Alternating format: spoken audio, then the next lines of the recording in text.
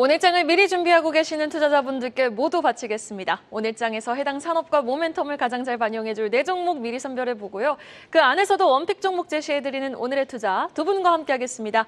IBK투자증권 판교 WM 정경민 팀장 그리고 훈훈한 주식 김지윤 대표 수고해 주시겠습니다. 어서 오세요.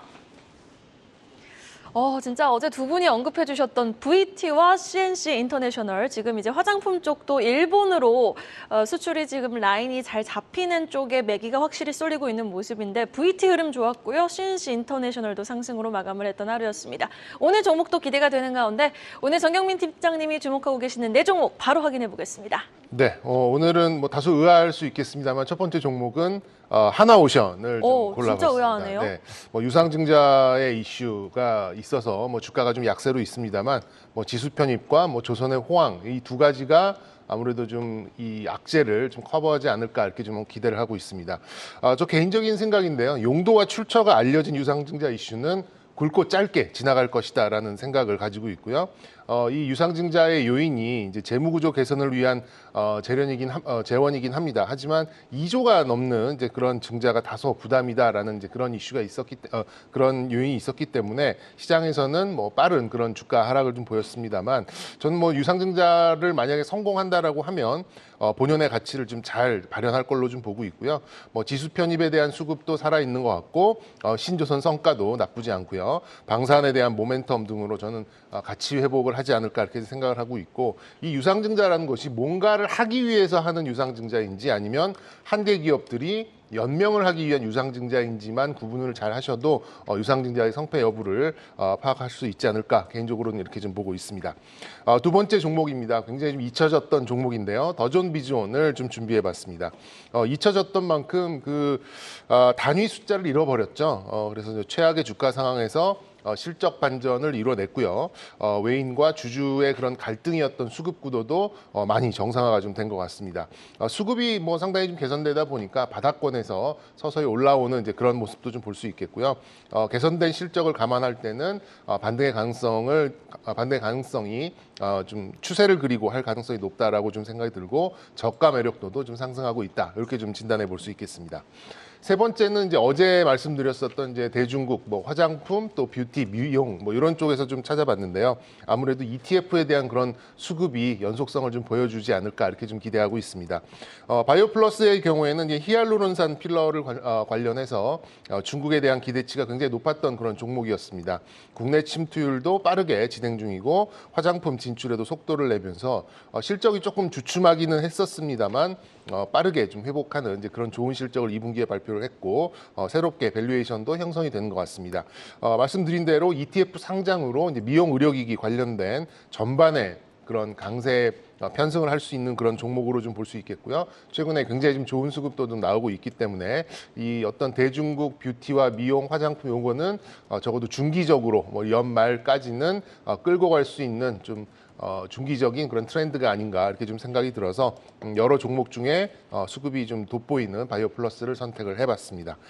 마지막 종목은 이제 덕산 하이메탈입니다. 어제 제우스를 말씀드리면서 만약에 이제 주가 특히 이제 HBM에 관련된 종목들이 하락을 보였을 때는 매수 기회로 삼으셔도 좋겠다라는 말씀을 드렸었는데, 그거와 또 연관을 지어서 오늘도 한 종목을 좀 골라봤습니다.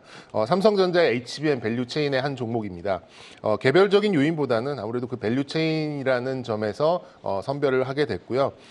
덕산 하이메탈 아시는 분은 아시겠습니다만 패키징 단계에서 뭐 기판하고 칩을 일종의 꼬매준다라고 저는 표현을 하는데, 이런 범핑 작업에 있어서 마이크로 숄더볼을 이용한 그런 기술을 보유하고 있는 그런 기업입니다.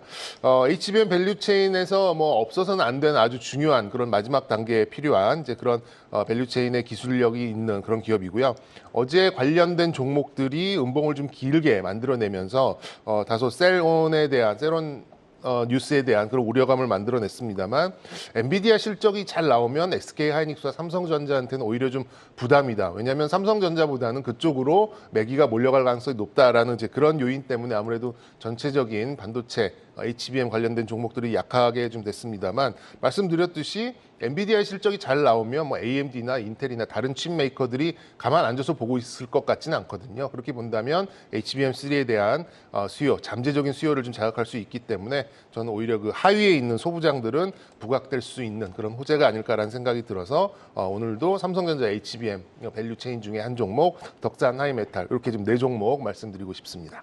네, 정경민 팀장님은 매번 이 시간에 이제 삼성전자 관련 HBM 밸류체인으로 묶일 수 있는 종목들을 이제 한 종목씩 소개해주고 계시는데 사실 어제 시장에서 보셨다시피 말씀해주셨다시피 HBM 관련주들이 그렇게 탄력적인 움직임을 보여주지 못하고 있습니다. 어제 같은 경우에도 뭐 세론뉴스인지 좀 반짝하다가 미끄러지는 모습을 보여주고 있는데 그럼 이러한 현상은 엔비디아 실적 발표 이후로는 좀 달라질 거다라고 보시는 거죠? 네, 저는 좀 달라질 수 있다라고 보고요. 어제 나왔던 거는 말씀드린 대로 엔비디아의 실적이 잘 나오든 문제, 안 나오든 문제, 뭐 이런 얘기가 시장에 좀 돌았어요. 안 나왔을 경우에는 세론 뉴스 아니면은 실망 매물이 나올 것이다라는 얘기가 있었고, 두 번째는 아까 말씀드린 대로 엔비디아 실적이 잘 나와 버리면 삼성전자와 SK 하이닉스에 들어왔던 이제 그런 반도체에 대한 그런 이제 매기가 오히려 엔비디아로 몰려갈 것이다. 이제 이런 얘기가 있으면서 어디로 가도 좋을 건 없다. 이제 이런 얘기가 나오면서 이제 시장에서 좀 약세를 보였었는데 말씀드렸던 대로 만약에 뭐 엔비디아의 뭐 나쁘지 않은 실적이 좀 나와준다면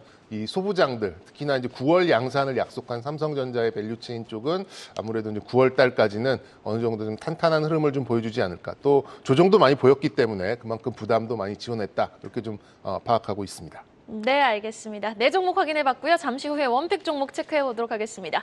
이어서 김지훈 대표님이 주목하고 계시는 4종목 바로 확인해볼까요? 네, 그 첫 번째 종목은 딥노이드입니다. 그 정경민 팀장님이 한번 소개를 해주셨는데 굉장히 매력적인 기업인 것 같아가지고 네. 가져왔습니다. 의료 AI 플랫폼이고요. 의료 진단, 뭐 판독 보조, 질병 조기 진단 다양한 아이템으로 하고 있고요. 의료 AI 플랫폼 회사 중에 좀 가장 좀 저평가되어 있지 않나. 지금 그 뷰노하고 JLK가 시가총액 4,500억이 넘는데 지금 이 회사도 공모가는 원래 42,000원인데 뭐 무상증자 권리락 반영해도 지금 3,000억대 미만의 시총이면 상당히 좀 여타 그러니까 AI 의료기업 대비해서는 주가가 상당히 좀 못 오른 측면이 있고요.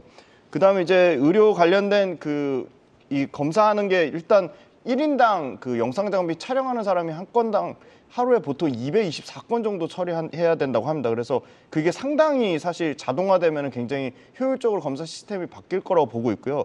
이 회사 같은 경우는 이제 연간 MRI 촬영 건수를 110만 건으로 가정했을 때 올해 같은 경우는 한 80억대에서 100억대고 내년에 아마 한 150억대 매출해서 이게 연간으로는 이 AI 솔루션 하나만으로 400억대까지 매출이 좀 현실적으로 가능할 것으로 그렇게 예측을 하고 있고요. 그다음에 두 번째 모멘텀은 딥노이드가 이 딥팩토리라고 해가지고 2차 전지 관련된 장비 업체에 대한 그 솔루션으로도 납품이 될 것으로 보고 있습니다. 이미 디스플레이 업체나 화학 업체 쪽으로 납품한 이력이 있고요. 그래서 이게 2차 전지 공정에서는 배터리 안정성이나 수율, 그다음에 생산 자동화가 가장 좀 핵심이기 때문에 이 부분 관련돼서 검사 장비 쪽에 머신 비전 수요가 좀 확대가 될 것으로 기대를 하고 있습니다.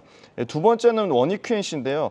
원익QNC는 물론 그 섹터별로 쪼개보면 그 밸류체인별로 쪼개보면 실제 이렇게 엄청나게 호실적은 아니지만 가장 핵심 자회사인 모멘티브에 대한 기대감이 큰데요. 모멘티브가 지금 연간 매출액은 5천억대, 영업이 한 780억에서 800억 정도까지 예상을 하고 있습니다. 모멘티브 같은 경우는 자회사가 계속 지금 분기별로 실적이 개선 추세에 있다는 거고요. 그리고 또 하나 기대할 점은 메모리보다 비메모리 쪽 커치가 매출 비중이 계속 확대돼서 올해는 20%대, 내년엔 30%대까지 좀 확대가 될 것으로 보고 있습니다. 원익QNC의 대표적인 경쟁사가 이제 하나머티리얼즈인데 하나머티리얼즈 PR이 뭐 18배에서 20배 사이를 왔다 갔다 하는데 지금 원익QNC 같은 경우는 주가가 좀 많이 빠져서 PER 기준으로 11배 수준이다. 근데 상대적으로 굉장히 좀 저평가되어 있다고 보고 있고요.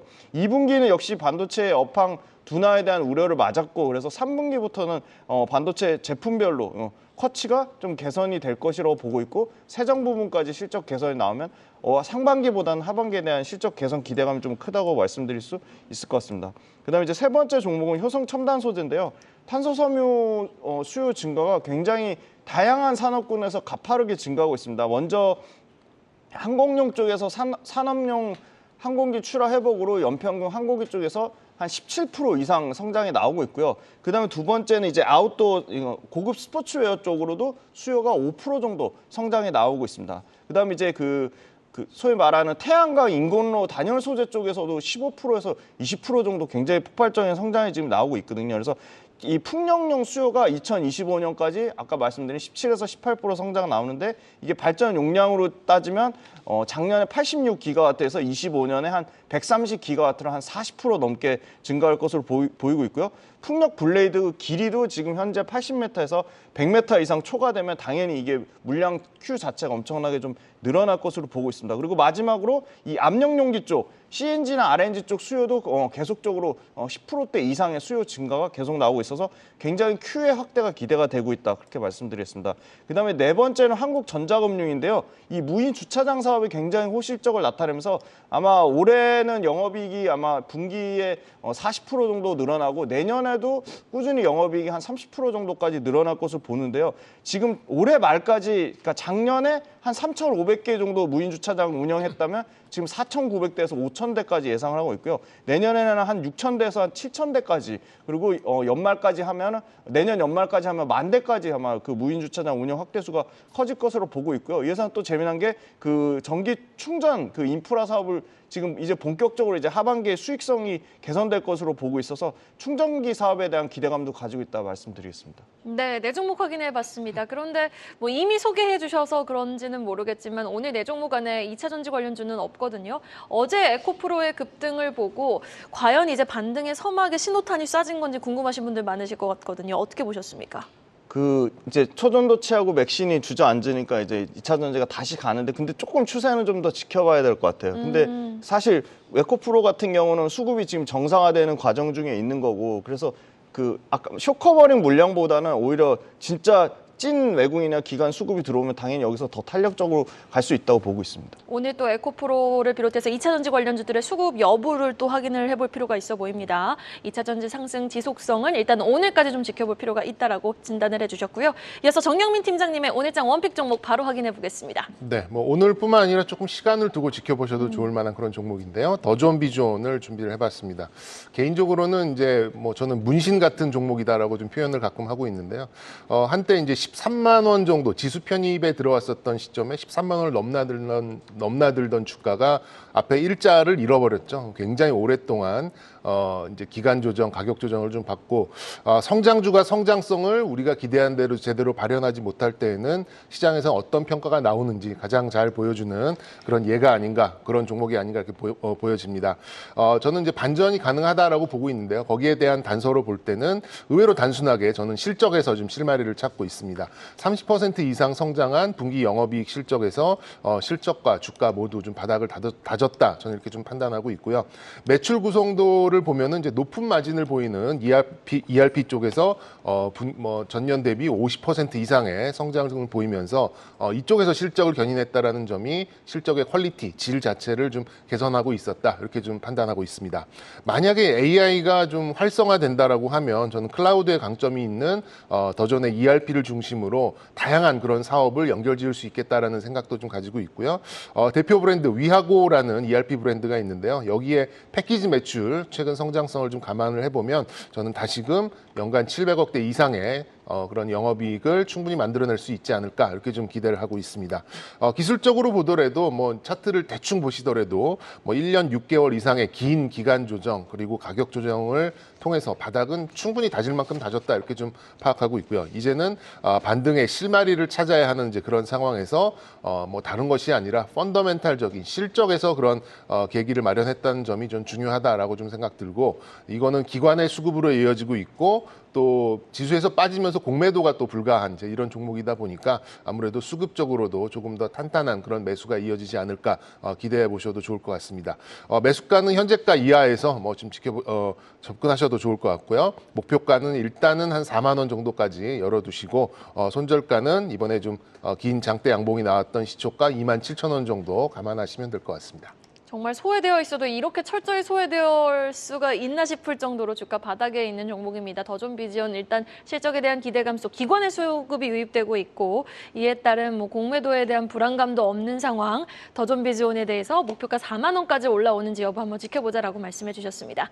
이어서 김지윤 대표님의 원픽 종목도 들어볼까요? 네, 한번 원픽으로 소개해드렸는데요. 효성첨단 소재입니다. 이 회사도 87만 원, 거의 90만 원 육박하는 주가가 40만 원 초반까지 거의 반토막도 넘게 그 손실이 났습니다. 이 회사는 상당히 그 수소에 대한 기대감으로 주가의 모멘텀을 땡겼다면 수소에 대한 모멘텀이 제외하더라도 이 탄소섬유가 그 사실 계속 지금 아까 말씀드린 굉장히 다양한 분야에서 커지고 있고 탄소섬유 관련돼서도 계속 지금 매출과 이익이 급성장하고 있습니다. 지금 매출에서 차지하는 비중이 여전히 20%대 미만이고 영업이익에서 차지하는 비중이 여전히 20% 미만이라는 점에서 상당히 기대감을 갖고 있고요. 왜냐하면 탄소섬유가 지금 2분기 때 실적 나온 거 보면 영업 마진이 24%가 나왔습니다. 왜냐하면 이 재생용 타이어에 들어가는 타이어 보강제 같은 경우는 한 자릿수인데 굉장히 마진이 좋고요. 이게 아마 폭발적으로 성장해서 아마 내년 내후년에는 매출과 이익의 50% 넘게 차지할 것으로 40% 가까이 차지할 것으로 보고 있고요. 지금 그럼 본업인 그 타이어 보강제가 그렇게 최악이냐 그건 아닙니다. 지금 타이어 보강제 같은 경우도 재생용 타이어 쪽에 이미 교체 수요가 지금 1년 반이 지났기 때문에 빠르게 좀 하반기부터 물량이 회복될 거라고 보고 있고요. 북미하고 유럽, 중국에서 지금 한 자릿수긴 하지만 회복세가 나오고 있다. 한 7에서 8% 정도 타이어 교체 수요에 대한 회복세가 나오고 있다. 그다음에 세 번째 모멘텀은 이미 그 증설했던 물량, 그러니까 24년도까지 한 18,000에서 2만 톤 정도, 그러니까 28년까지 2만 4천 톤 계획을 잡아놓은 거를 계속 앞당기고 있습니다. 그래서 27년까지 1년 동안 또 앞당겨서 하겠다고 했고요. 28년까지 1조 넘게 계속 신규 투자, 탄소섬유에 대한 증설에 대한 모멘텀을 계속 가지고 있다고 말씀드리겠습니다. 그래서 탄소섬유 비중이 앞으로 지금 현재 20%대 초반에서 30%대 40% 가는 그림으로 나오면 전사 마진율도 당연히 엄청나게 개선될 걸 보고 있고요. 마지막으로 이 그 탄소섬유랑 같이 쓰이는 탄소섬유랑 같은 슈퍼섬유라고 불리는 아라미드 섬유에 대한 기대감도 갖고 있습니다.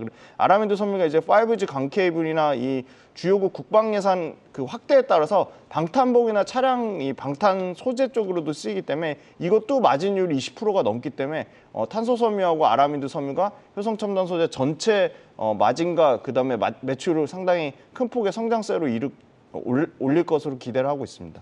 캐시카우 탄소섬유 중심의 실적 방어가 예상되고 있는 종목입니다. 한 번 더 언급을 해주신 건데 목표가 좀 올려 잡으셨으니까 제시해 주시죠. 네, 목표가는 일단 1차 목표가는 52만 2,500원이고요. 그다음에 이제 매수가가 중요한데 현재가에서 1, 2% 정도 조정이 나오면 저는 매수가 가능하다고 보고 있습니다. 여기서 크게 더 빠질 가능성은 좀 낮다고 보는 이유가 사실 거의 지금 바닥 수준입니다. 그래서 사실 매수가 42만 원이라고 말씀드렸지만 현재가 수준에서 저는 매수 가능하다고 보고 있고요. 그다음에 중요한 게 손절선인데 37만 원을 이탈하면 추세가 완전 깨졌다고 보고 있습니다. 네, 알겠습니다. 오늘장 정경민 팀장님의 원픽 종목 더존비지온 그리고 우리 김지윤 대표님의 원픽 종목은 효성첨단 소재였습니다. 오늘 말씀 고맙습니다.